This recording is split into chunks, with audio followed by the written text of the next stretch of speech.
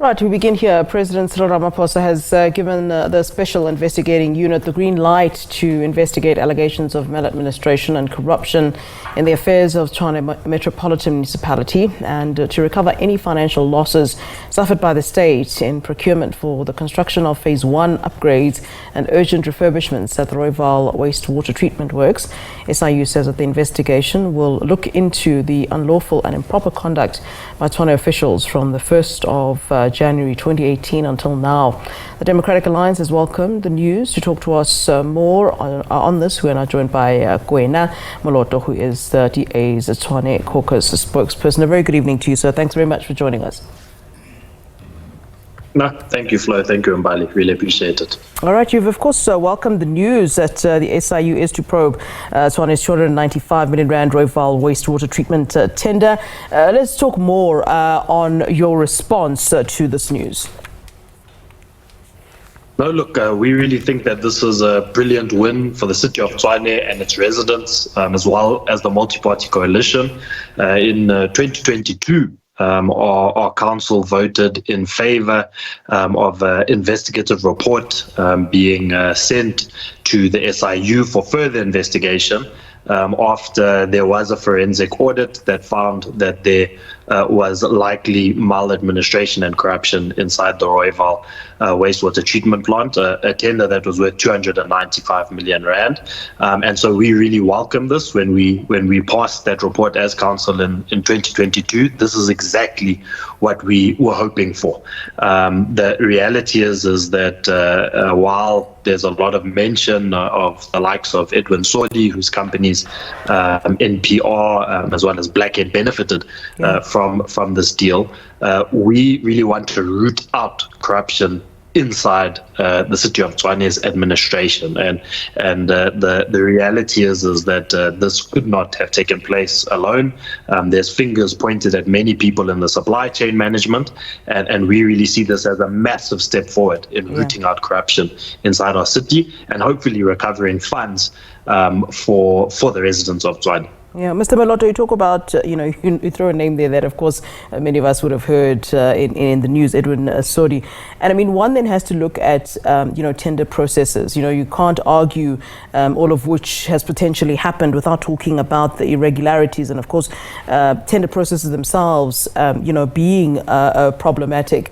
I mean, what do you have to say to how, things are done when it comes to tender processes? The fact that we know these names, we know some of these people that get these tenders so easily, well, we assume so easily because we hear their names all the time.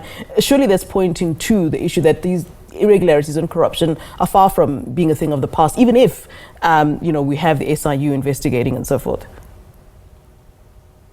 Yeah, no, the reality is that there's widespread corruption inside this country, as well as in the city of Tshwane.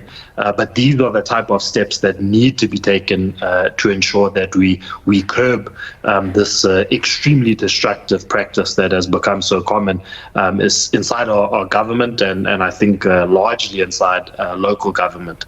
The reality is that, as you said, there was a lot of issues inside this tender process. It was found through our forensic investigation that Saudi's companies didn't actually have the necessary skills or experience to actually complete the upgrades at Rooiwal waste management plant, and so there are massive issues, but it's only through consequence management that we'll be able to curb the scourge of corruption in the country, and that's exactly what we're trying to do.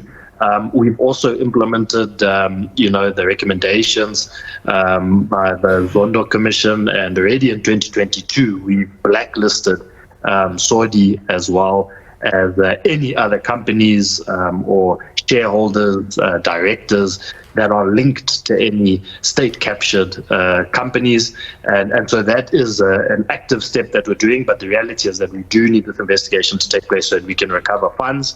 Yeah. As you know, there are massive issues at Rooiwal, and getting these funds back would massively assist in us being able to ensure that we get that facility up and running so that we can deliver clean drinking water to our residents. I mean, we're talking about the recovering of funds and recovering financial losses suffered by the state. And this is something we always hear when it comes to investigations by the SIU.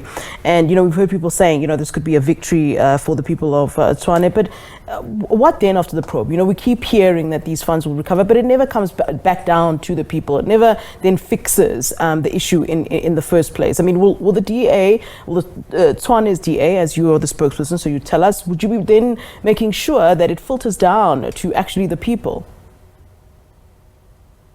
100%. Our focus will be fully on, look, we have to obviously accept that the SIU is an independent structure to the city of Tshwane, and so we'll wait for their response. But we're very clear that those that were responsible for the potential corruption or the likely corruption that's taken place in regards to the specific contract are removed. We've seen that our executive mayor has been actively implementing consequence management, even inside the strikes that are currently taking place in Tshwane. There's been over 130 officials removed, and so we are very clear that those that don't have the best interests of the residents of Tshwane at heart will be removed.